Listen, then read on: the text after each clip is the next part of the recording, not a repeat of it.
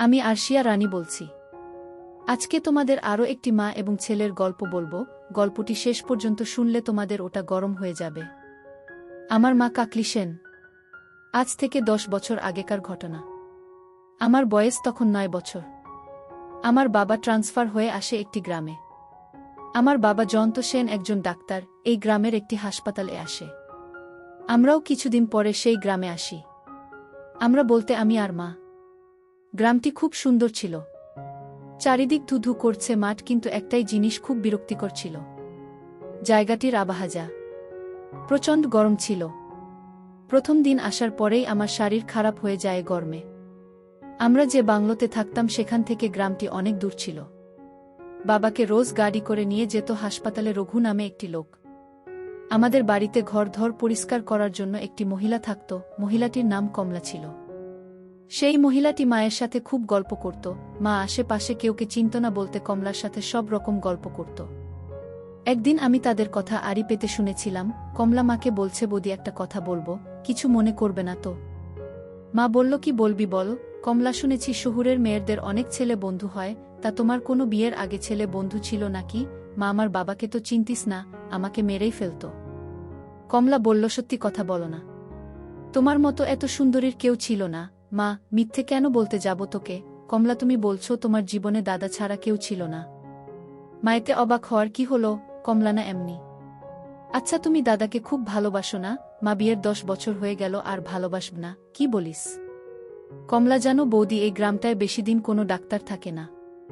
মা, কেন? কমলা, এখানে এই হাসপাতালগুলোতে খুব ওষুধের চড়া কারবারি চলে, এখানকার রাজনৈতিক দলের কিছু লোক যুক্ত থাকে। মা, তোমার দাদা আমাকে এইসব কথা তো জানায়নি। কমলা, সে কি বৌদি? আপনি জানেন না এর মধ্যেই ডাক্তার বাবুর সাথে কিছু লোকের ঝামেলা হয়েছে হাসপাতালে, তারা ডাক্তার বাবুকে শাসিয়েছে। মা চুপ করে শুনছিল। এরপর আমার মনে আছে সেদিন রাতে বাবা মায়ের মধ্যে এইসব নিয়ে ঝগড়া হয়ে গেল। 2-3 দিন পর আমাদের বাড়িতে একজন মধ্যবয়স্ক লোক এলো। লোকটি নাকি গ্রামের খুব প্রভাবশালী লোক। আমার এখনও মনে আছে সেই দিনটার কথা, যখন লোকটি প্রথম আমাদের বাড়িতে আসে। আমি বারান্দায় খেলছিলাম বিকাল বেলা, যখন একটা কালো গাড়ি এসে আমাদের বাড়ির সামনে দাঁড়ায়। গাড়ি থেকে কিছু লোককে নামতে দেখে আমি ভয়ে আমাদের ঘরে ঢুকে যাই।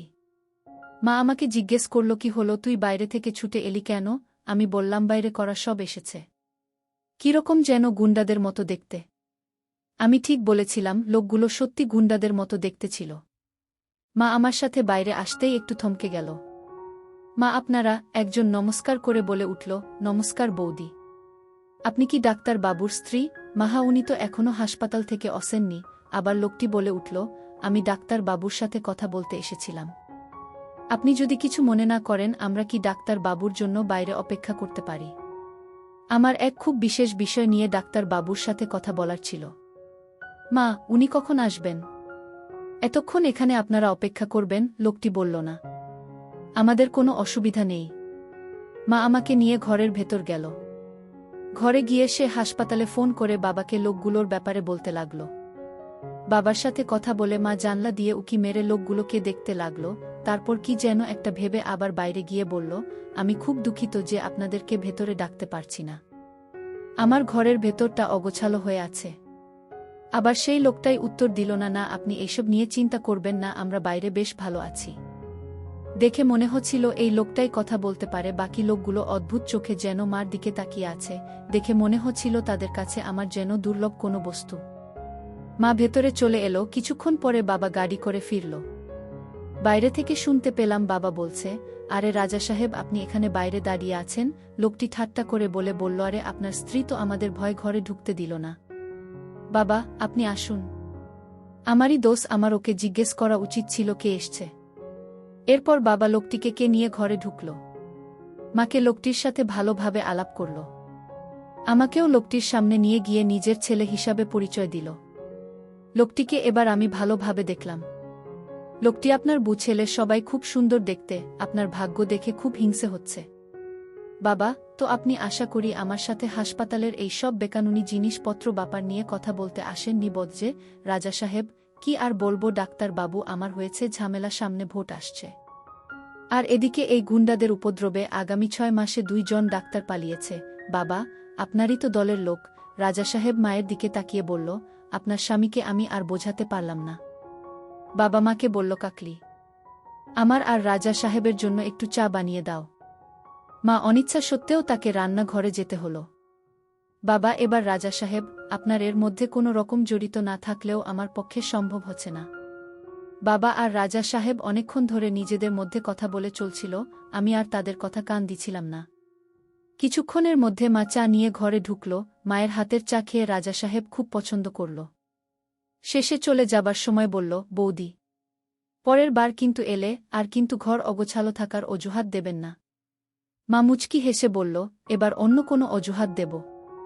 আসতে আমাদের বাড়িতে রাজা সাহেবের আসা যাও বা বাড়তে লাগল।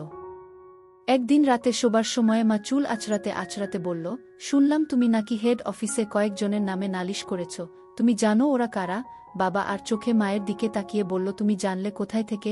মাসকালে রাজা সাহেব বাড়িতে এসেছিল ওনার কাছ থেকে। বাবা, লোকটা যখন দেখছে আমি ওর কোনো কথা শুনছি না, এখন তোমার কান ভাঙছে। মা এবার একটু রেগে গিয়ে বাবার কথার উত্তর দিল, অদ্ভুত লোকটার কি আসা যায় আমাকে জানিয়ে? যা করছে আমাদের পরিবারের ভালোর জন্য করছে।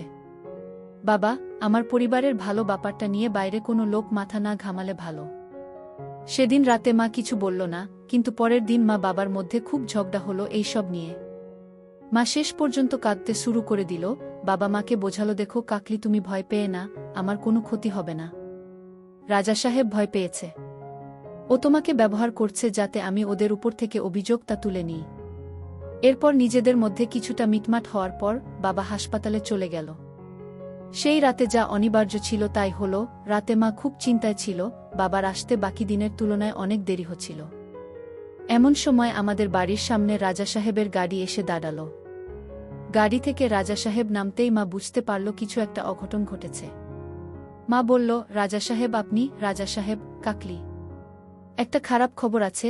মা রাজা সাহেবের কাছে ছুটে এলো। কি হয়েছে জায়ান্তার? মায়ের সারা শরীর কাঁপছে। রাজা সাহেব, তোমাকে কতবার বুঝিয়েছি, ওকে বোঝাও। মা, কাঁদো কাঁদো অবস্থায় কি হয়েছে তাড়াতাড়ি বলুন। কিছু গুন্ডারা তোমার স্বামীর উপর হামলা করেছে, এখন ওকে হাসপাতালে ভর্তি করানো হয়েছে। মা প্রায় পড়ে যাচ্ছিল, কিন্তু রাজা সাহেব মাকে ধরল দুহাত দিয়ে। কাকলি, চলো এখুনি তোমাকে হাসপাতালে নিয়ে যাই। আমরা রাজা সাহেবের গাড়িতে উঠলাম। সারা রাস্তায় মায়ের পিঠে হাত বোলাতে বোলাতে মাকে সান্ত্বনা দিছিল রাজা সাহেব। হাসপাতালে পৌঁছে আমাকে নিচে রেখে মা আর রাজা সাহেব বাবাকে দেখতে গেল উপরের রুমে। আমি চুপচাপ বসেছিলাম। হঠাৎ দেখলাম সিঁড়ি দিয়ে রাজা সাহেবকে নামতে। আমাকে আর চোখে দেখে পাশ কাটিয়ে সে বাইরে বেরিয়ে যায়। আমিও কি ভেবে লোকটার পিছন পিছন যাই। রাজা সাহেবকে দেখলাম একটা বাইরে লোকের সামনে দাঁড়িয়ে কথা বলছে। দ্বিতীয় লোকটি, আজ তো আপনি মনে হচ্ছে ফাটিয়ে দিবেন। রাজা সাহেব, আগে তুই বল, ওষুধটা ঠিকঠাক কাজ করবে কিনা? দ্বিতীয় লোকটি, আলবাত কাজ করবে, একটু জলে মেশালে দেখবেন কেমন করে আপনার বাঁশুরির সুরেতাল মিলিয়ে মিলিয়ে নাচবে। রাজা সাহেব, পুরোটা দিলে কি হবে? সারারাত টানতে পারবে? লোকটা মুচকি হাসল। এখন কি করছে? রাজা সাহেব বরের সামনে বসে আছে। এবার আমি সেই জায়গা থেকে সরে গিয়ে যেখানে আগে বসেছিলাম সেখানে চলে এলাম। আমি বুঝতে পারছিলাম না আমার আশেপাশে কি ঘটছে। তখন আমার বোঝার ক্ষমতা ছিল না রাজা সাহেবের এই উদ্দেশ্যের ব্যাপারে। এরপর সেদিনের রাত থেকে যা যা ঘটেছিল তা ভাবলে এখনও আমার গায়ে কাটা দেয়া। সেদিন হাসপাতাল থেকে বেরানোর সময় মাকে রাজা সাহেব তার বাড়িতে উঠতে বলল। রাজা সাহেবের ধারণা যেই সব গুন্ডারা বাবাকে হামলা করেছে তারা রাতে মায়ের উপর আর আমার উপর হামলা করতে পারে। রাজা সাহেব উপরে হয়তো মায়ের বিশ্বাস তা অনেকটা বেশি ছিল, তাই সে তার কথায় রাজি হয়ে গেল। সেদিন রাতে আমরা রাজা সাহেবের বাড়িতে চলে গেলাম। হাসপাতাল থেকে বেরিয়ে যখন গাড়ি এসে রাজা সাহেবের বাড়ির সামনে দাঁড়ালো তখন আমার চোখ স্থির হয়ে গেল। মনে হলো রাজপ্রাসাদের সামনে দাঁড়িয়ে আছি। আমাদের জন্য ভালো খাবার বানানো হয়েছিল, আমি খেয়ে নিলাম, কিন্তু মা কিছু খেতে চাইছিল না। রাজা সাহেব অনেক অনুরোধ করাতে মা শুধু শরবত খেল। মায়ের জন্য একটা ভারী সোনা রং করা পেতলের গ্লাস এ শরবত নিয়ে এলো। মা বলল, এবার বুঝতে পারছি আপনার নাম এখানে রাজা সাহেব কেন। রাজা সাহেব, আমি হচ্ছি এই গ্রামের সবচেয়ে বড় ভিখারি। মাকেন এই কথা বলছেন? রাজা সাহেব, আমার সব আছে, কিন্তু নিজের আপন বলে কেউ নেই। মা, আমি জয়ন্তর কাছে আপনার স্ত্রীর মৃত্যুর ব্যাপারে শুনেছি। আমি খুব দুঃখিত। আপনার এই বিষয়ে নিয়ে আমি আপনার কাছে আগে আমার দুঃখ প্রকাশ করতে পারিনি। ভেবেছিলাম বিশ্বাসটার ব্যাপারে কিছু বললে আপনি আরও দুঃখ পেতে পারেন। রাজা সাহেব, আমি তো আর ডাক্তার বাবুর মতো ভাগ্যবান নই যে আপনার মতো সুন্দর বউ আরেকটা পাব। মা কথাটা এড়িয়ে গিয়ে বলল, আমি আপনার আছে চিরকাল ঋণী থাকব। আপনি এই সময় আমাদের আশ্রয় দিয়েছেন। কিন্তু রাজা সাহেব, এরকম ভাবে তো আপনার এখানে থাকা যাবে না।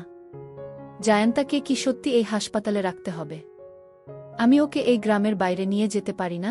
রাজা সাহেব, আপনি তো শুনলেন হাসপাতালের সমল কি বলল। উনিও তো ডাক্তার, হয়তো আপনার স্বামীর জুনিয়র। মা, এখানে 4-5 দিন থাকতে বলছে। আমার তো খুব ভয় হচ্ছে ওরা যদি আবার হাসপাতালে। রাজা সাহেব কাকলি, তুমি তো দেখলে তোমার পাতির সংরক্ষণের জন্য আমার লোকেরা হাসপাতালে সারাক্ষণ ঘুরে বেড়াচ্ছে। তারপর কনস্টেবল যাদব তো খুঁজছে ওই শয়তানগুলোকে। সেদিন রাতে আমাদের উপরের একটা ঘরে শোবার ব্যবস্থা করা হলো। আমি শুয়ে পড়লাম। মা আমার পাশে এসে শুল। মাকে দেখে মনে হচ্ছিল মায়ের শরীরটা যেন খারাপ। নিজের কপালের উপর হাত চেপে রেখেছে। আমি জিজ্ঞেস করলাম, মা তোমার কি হয়েছে? মা কিছু হয়নি, মাথাটা একটু ধরেছে, সারাদিন যা গেল তুই ঘুমা। কিছুক্ষণের জন্য হয়তো আমি চোখটা বুঝেছিলাম। হঠাৎ মনে হলো মা বিছানা ছটফট করছে আর বিড়বিড় করে কি যেন বলছে। মায়ের কাছে আসতেই দেখতে পেলাম মা চোখ বন্ধ করে মুখ দিয়ে আওয়াজ করছে আর ক্রমাগত বাবার নাম নিচ্ছে এবং নিজের ডান হাতখানা পায়ের মাঝে ক্রমাগত ঘষে চলছে। সারা শরীরে ঘাম জমে রয়েছে। আমি মাকে জিজ্ঞেস করি, মা তোমার কি হয়েছে? মা সঙ্গে সঙ্গে নিজের ঘর কাটিয়ে আমার দিকে তাকালো। সে এক অদ্ভুত তাকানোর দৃষ্টি, মনে হচ্ছে তার শরীরের ভেতর তা ঝলছে। মায়ের ঠোঁটখানা কাঁপছিল। মা কি হয়েছে? আমি, মা তোমার কি শরীর খারাপ লাগছে? মা আমার থেকে চোখটা সরিয়ে বলল, তুই ঘুমা, আমাকে একটু বাচ্চাঘরে যেতে হবে। মা বিছানা থেকে উঠে পড়ল।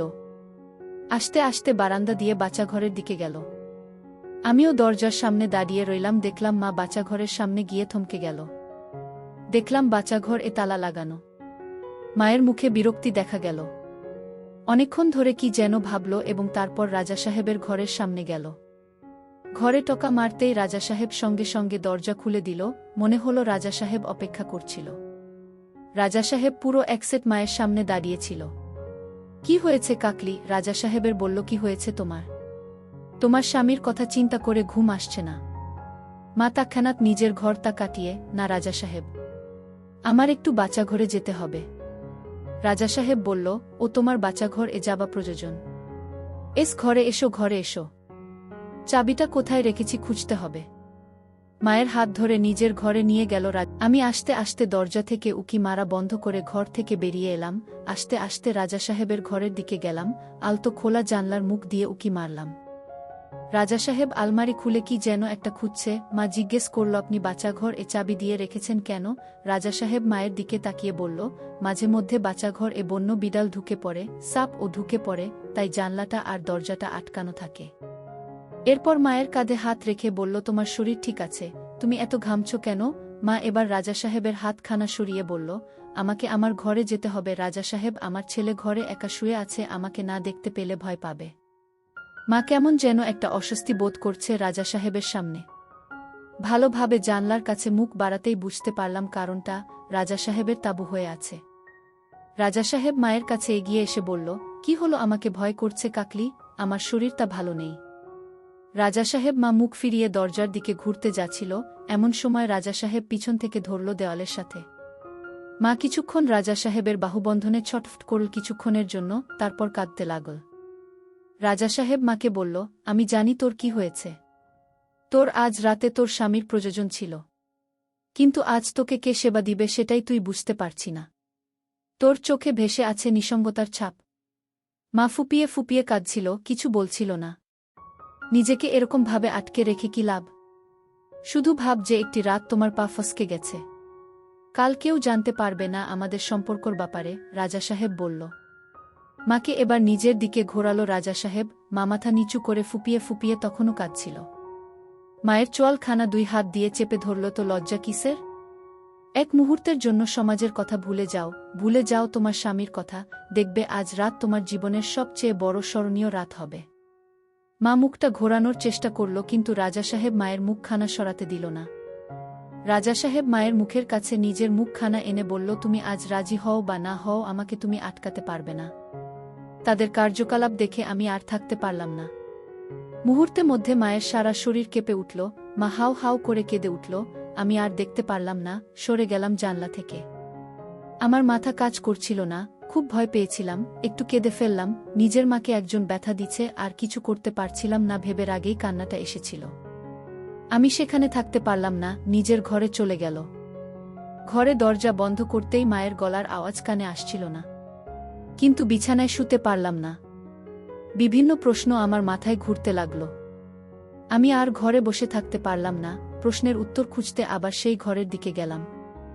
আমি আস্তে আস্তে সেই ঘরের কাছে গেলাম। এবার মায়ের কান্নার আওয়াজ আর শুনতে পারছিলাম না। জানলা দিয়ে উকি মারতেই দেখতে পেলাম মা একইরকম ভাবে আছে।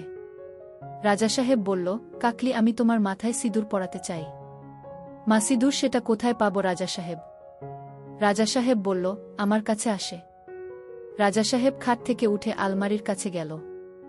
রাজা সাহেব আর চোখে মাকে নজর রাখছিল যাতে মা এই সুযোগে পালানোর চেষ্টা না করে, কিন্তু মা উঠল, বরং সে উঠে বসল এবং রাজা সাহেবের দিকে তাকিয়ে রইল। রাজা সাহেব আলমারির উপর থেকে একটা কৌটো বার করল আর মায়ের কাছে এগিয়ে গেল। রাজা সাহেব কাছে আসতেই মা নিজের মুখখানা তুলল। রাজা সাহেব মায়ের সিথিতে সিঁদুর পরিয়ে দিল। কাকলি, তোকে একটা কথা বলতে চাই। তোর স্বামীকে মারার পিছনে আমার হাত ছিল। রাজা সাহেব কথাটা বলে হাসতে বলল। মা হা হয়ে গেল, কি বলছেন? বলুন এটা মিথ্যে। রাজা সাহেব বলল, তোকে বিছানায় নেওয়ার জন্য আমি এত কিছু করেছি। মা ভয় ভয় রাজা সাহেবের দিকে তাকিয়েছিল, তার চোখে একটি প্রশ্ন, রাজা সাহেব কি চায়? রাজা সাহেব মায়ের চুলের মুঠি চেপে ধরল। মা চেঁচিয়ে উঠল, লাগছে রাজা সাহেব। রাজা সাহেব আমার কথা না শুনলে কাল সকালে তোকে বিধবা করে। তোকে আমার জিনিস বানিয়ে রাখবা, আমাকে তুই চিনিস না। মা বলল, আমার ঘরে যেতে দিন। রাজা সাহেব ঘরে? আমার তো এখনো শেষ হয়নি। মার চক্ষু বড় হয়ে গেল। আমার ছেলে ঘরে একলা আছে। রাজা সাহেব মায়ের কাপড়গুলো হাতে নিয়ে বলল, আমি দেখে আসছি। মা বলল, ওগুলো নিয়ে যাচ্ছেন কেন? রাজা সাহেব বলল, তুই তো একসেট অবস্থায় ঘর থেকে বেরাতে পারবি না। মা বলল, রাজা সাহেব, আপনি কি সত্যি আমার স্বামীকে গুন্ডা দিয়ে মেরেছেন? রাজা সাহেব বলল, আমার কোনো উপায় ছিল না, গুন্ডারা তোর স্বামীকে মেরেই ফেলত। আমি শুধু বুঝিয়েছি ডাক্তারকে মারতে, এবং আর আসল মজা হবে যখন ডাক্তারের বউকে বেইজ্জত হবে। বিশ্বাস করো, সব কটার জিভে জল গড়িয়ে পড়ছিল। মা ভয় ভয় বলল, তাহলে তুমি কি আমাকে ওদের হাতে সঁপে দেবে? রাজা সাহেব, যদি তোমাকে ওদের হাতেই সঁপে দিতাম তাহলে আজ রাতে তোমাকে বাড়ি থেকে হাসপাতালে নিয়ে যাবার জন্য আসতাম না। ওরা আজই তোমার বাড়িতে আসত। এতক্ষণে যাদব ধরে ফেলেছে সবটাকে। আসলে তোমার মতো সুন্দরীকে 10 জনের সাথে শেয়ার করা যায় না, বলে সে দরজার কাছে এলো। আমি দৌড়ে আমার ঘরে চলে গেলাম। আমি খাটে শুয়ে ঘুমানোর ভান করলাম। রাজা সাহেব কিছুক্ষণ পর ঘরে ঢুকল। মায়ের শাড়ি আর বাকি জিনিসগুলো দূরে একটা ঘরের কোণে রাখল আর আমার কাছে এগিয়ে এলো। রাজা সাহেব আমার কাছে এসে উকি মারল এবং রাজা সাহেবের সামনে আমি শুয়ে থাকার নাটক করলাম। রাজা সাহেব ঘর থেকে বেরিয়ে গেল এবং যাবার আগে আমার ঘরের দরজাটা বাইরে থেকে বন্ধ করে দিল। আমি বুঝতে পারলাম সারা রাত আমাকে এই ঘরে কাটাতে হবে। চোখে ঘুমও আসছিল না। বারবার দৃশ্যগুলো চোখে ভাসছিল। অনেকক্ষণ ধরে খাটে দাপাদাপি করার পরে কখন ঘুমিয়ে পড়লাম খেয়াল নেই। যখন চোখ খুললাম দেখলাম এক বুড়ো মাসি আমায় জিজ্ঞেস করছে, খোকা ওঠ। আমি জিজ্ঞেস করলাম, আমার মা কোথায়? বুড়ো মাসি বলল, তোমার মা খুব ক্লান্ত, শুয়ে আছে। আমার প্রচণ্ড খিদে পাচ্ছিল, তাই আমি কথা না বাড়িয়ে বলে বসলাম, আমার খুব খিদে পেয়েছে। মসি বলল, তোমাকে আমি খেতে ডাকতে এসেছিলাম। তোমার খাবার বানানো হয়ে গেছে। আমি নিচে গিয়ে মুখ ধুয়ে খেয়ে নিলাম। পুরো বাড়িতে আমার একা একা লাগছিল, ঘরের কেউকে আমি চিনতাম না। হঠাৎ শুনতে রাজা সাহেবের 2 পরিচারিকার গলার আওয়াজ পেলাম, বাগানে ফিস ফিস করে কি যেন বলছে, ভালোভাবে তাদের কথাগুলো আড়ি পেতে শুনলাম। ঘরে কি দেখলি? একজন পরিচারিকা আরেকজনকে জিজ্ঞেস করল। একসেট হয়ে শুয়ে আছে রাজা সাহেব আর ডাক্তারের বউ। আমাদের দেখে বুতা ভয় চেঁচিয়ে ওঠে এবং রাজা সাহেবের কাপড় দিয়ে ঢাকার চেষ্টা করে। তারপরেই তো রাজা সাহেব বুড়ি মাসিকে ডেকে পাঠালো আর তারপর আমাদেরকে সরিয়ে দিল। দুজনেই ফিস ফিস করে হাসছিল। এমন সময় পিছন থেকে কে যেন বলে উঠল, এই খোকা, তুমি ওখানে কি করছ? পিছনে ফিরে দেখি বুড়ি মাসি। আমি বোকার মতো মাসির দিকে তাকিয়ে রইলাম। মাসি বলল, তোমাকে তোমার মা ডাকছে। আমি বললাম, মা কোথায়? বুড়ি বলল, উপরের ঘরে, যেখানে তুমি রাতে শুয়েছিলে। আমি দৌড়ে উপরের ঘরে গেলাম। বাইরে থেকে মা আর রাজা সাহেবের গলার আওয়াজ শুনতে পেলাম। মা কাঁদতে কাঁদতে রাজা সাহেবকে বলল, কাল রাতের ঘটনা কোনো ভালোবাসা ছিল না। আমাকে ভেষজ খাইয়ে আপনি আপনার ইচ্ছের বিরুদ্ধে কাজ করেছেন। আমি আমার স্বামীকে এই গ্রাম থেকে নিয়ে যেতে চাই। রাজা সাহেব, আমি তোমায় বাধা দেব না। আমার লোকেরা তোমাকে গাড়িতে তুলে দেবে। আমি ঘরের দরজার সামনে দাঁড়িয়েছিলাম, মা আমাকে দেখতে পেয়ে চুপ হয়ে গেল। নিজের চোখের জল মুছে ফেলে আমাকে বলল, আয় এখানে, আমরা এখুনি বাবার কাছে যাব। রাজা সাহেব ঘর থেকে বেরিয়ে যাচ্ছিল, কিন্তু মা রাজা সাহেবকে বেড়ানোর আগে একটা কথা শুনিয়ে দিল, আপনার কোনো সাহায্য আমাদের প্রয়োজন নেই। আমরা কিছুক্ষণ পর হাসপাতালের দিকে রওনা দিলাম। হাসপাতালে গিয়ে বাবাকে মা এখান থেকে নিয়ে যাবার কথা বলল। বাবা নিজেই বলল, এখান থেকে যাওয়া সম্ভব নয়। মাকে বাবা বলল রাজা সাহেবের বাড়িতে থাকতে নিরাপত্তার জন্য, কিন্তু মা শুনল না এবং বলল যে সে আমাকে নিয়ে আমাদের বাংলোতে থাকবে। যখন আমরা সেখান থেকে ফিরছিলাম আমাদের দেখা যাদবের সাথে হলো। যাদব আমাদেরকে থানায় আসতে বলল। পুলিশ ভানে যেতে যেতে যাদব জানালো যে কাল রাতে রাজা সাহেব তাদেরকে আমাদের চলে যাবার পর আমাদের বাংলোতে লুকিয়ে থাকতে বলেছিল। লোকগুলো যারা আমার বাবার উপর হামলা করেছিল তারা সত্যি আমাদের বাড়িতে হামলা করেছিল এবং পুলিশ কিছু জনকে গ্রেফতার করেছে, যদিও 2-3 জনকে তারা ধরতে পারেনি। যাদব বলল যে তার মায়ের বিবৃতি দরকার যে এই লোকগুলোর আমাদেরকে মারার চেষ্টা করেছে, যাতে সে লোকগুলোর নামে কেস ঠুকতে পারে। সেদিন থানা থেকে বেরিয়ে মা ইন্সপেক্টরকে অনুরোধ করল যে আমাদেরকে তারা রাজা সাহেবের বাড়িতে পৌঁছে দেয়া। আমরা রাজা সাহেবের বাড়িতে পৌঁছতে বুড়ি মাসি বলল, তুমি ফিরে এলে ডাক্তারের বউ, আমি জানতাম তুমি ফিরে আসবে। মা কোনো কথা উত্তর দিল না। আমরা যে ঘরে ছিলাম সেই ঘরের দরজা খুলে দিল। মা আমাকে বলল, তুই একটু একা থাক, আমি একটু বাইরে থেকে আসছি। মাকে দেখলাম বারান্দায়। বুড়ি মাসিকে জিজ্ঞেস করল, রাজা সাহেব কোথায়? বুড়ি হাসতে হাসতে বলল, তুমি চলে যাবার দুঃখে বাইরে পুকুরটায় স্নান করতে গেছে। মা বলল, বাইরের পুকুর? আমার ওনার সাথে একটু কথা বলার ছিল। বুড়ি মাসি বলল, চল বউ, তোমাকে রাজা সাহেবের কাছে নিয়ে যাই। তোমাকে দেখলে রাজা সাহেব দেখলে খুশি হবে। মাকে দেখলাম বুড়ি মাসির পিছন পিছন যেতে। আমি নিজেকে আটকাতে পারলাম না, তাদের পিছন পিছন যেতে লাগলাম। অবাক হয়ে গেলাম যখন দেখতে পারলাম যে পুকুরটির কথা বুড়ি মাসি বলছিল সেটা ঠিক রাজা সাহেবের বাড়ির বাগানের জঙ্গলের পিছনে। পুকুরের সামনে দেখতে পারলাম সকালে যে 2 জন পরিচারিকার কথা আমি তখন আড়ি পেতে শুনছিলাম, তারা রাজা সাহেবের সাথে পুকুরে স্নান করছে আর হাসাহাসি করছে। রাজা সাহেবের স্নান করা দেখে মা লজ্জা পেয়ে গেল এবং চোখ নামিয়ে ফেল। বুড়ি মাসি ঠোঁটটা বেঁকিয়ে বলল, ওরে লাজুক মেয়ে, যা, লজ্জা না পেয়ে রাজা সাহেবের কাছে যা। একসাথে স্নান কর আর দুটোকে বল উপরে আসতে, ঘরে অনেক কাজ আছে। বুড়ি মাসি মাকে ধাক্কা দিয়ে বলল, যা, এত ভাবছিস কি? আমি চললাম, আমার অনেক কাজ আছে। মা কিছুক্ষণ দাঁড়িয়ে থেকে জঙ্গলের গাছের ফাঁক দিয়ে রাজা সাহেব আর 2 পরিচারিকার স্নান করা আর রাজা সাহেবকে স্নান করানোর দৃশ্য দেখছিল। তারপর মা পুকুর ধারে এসে দাঁড়াল। রাজা সাহেব মাকে এবার দেখতে পারল। রাজা সাহেব মাকে দেখে একটু ব্যাকা ভাবে হেসে বলল, কি হলো কাকলি? আমি ভাবলাম তুমি এতক্ষণে গ্রাম ছেড়ে চলে গেছ। মা বলল, আপনি জানতেন আমি গ্রাম ছেড়ে এখন যেতে পারব না। রাজা সাহেব বলল, এখানে এসছো কেন? মা নিজের চুলের খোপা বানাতে বানাতে বলল, আর অন্য কোনো জায়গায় নিজের ছেলেকে নিয়ে একা থাকার সাহস হল না। রাজা সাহেব, আমি কোনো মহাপুরুষ নই। তোমার মতো মহিলাকে যখন খুশি স্বীকার করতে পারি। মা, আমার তো আর কিছু নেই আপনার কাছে হারানোর জন্য। মা পুকুরের জলে নামতে লাগল। রাজা সাহেব বাকি 2 জনকে ইঙ্গিত করল পুকুর ছেড়ে উপরে যেতে। 2 পরিচারিকার চোখে মায়ের প্রতি একটু রাগ আর হিংসার আভাস বুঝতে পারলাম। 2 জনে সাঁতার কাটতে কাটতে মায়ের পাশ কাটিয়ে বেরিয়ে গেল। হঠাৎ দেখলাম রাজা সাহেব সাঁতার কাটতে কাটতে মায়ের কাছে এসে দাঁড়াল। তোমার এখনো একটা ছিদ্র আমি এখনো দখল করিনি, তুমি সব কিছু হারাওনি এখনো। মা এই কথাটি শুনে একটু ভয় পেয়ে পিছিয়ে গেল। রাজা সাহেব বলল, এত ভয় কিসের? ওটা আমি তোমার ইচ্ছের বিরুদ্ধে নেব না। রাজা সাহেব বলল, গতকালকের রাতে আমাকে তুমি স্বর্গে পৌঁছে দিয়েছিলে কাকলি। তোমার এই মিষ্টি গন্ধ আমাকে পাগল করে দিয়েছিল। মা এই কথাগুলো শুনে জোরে জোরে নিঃশ্বাস নিতে লাগল। রাজা সাহেব মায়ের মুখের কাছে নিজের মুখখানা নিয়ে এলো। ভেবে দেখো কাকলি। প্রত্যেক রাতে আমার মতো পশুর সাথে তোমাকে থাকতে হবে। বিশ্রাম হবে না তোমার। মা চোখ তুলে রাজা সাহেবকে বলল, আমি রাজি। কিন্তু একটু পর রাজা সাহেবের বিকৃতি অত্যাচার সহ্য করতে না পেরে মা বলল, আমি আর সহ্য করতে পারছি না। আমাকে তুলে দিন ওই লোকগুলোর হাতে। আমাকে ওরা একেবারে মেরে ফেলুক। রাজা সাহেব মুচকি হেসে বলল, তা কি করে হয় বল? আমি শুধু তোকে সুরক্ষা দিচ্ছি না, তোর ছেলে আর তোর স্বামীকে সুরক্ষা দিচ্ছি। মা উঠে পড়ল এবং পুকুরের জলে মুখ ধুতে লাগল। রাজা সাহেব পিছন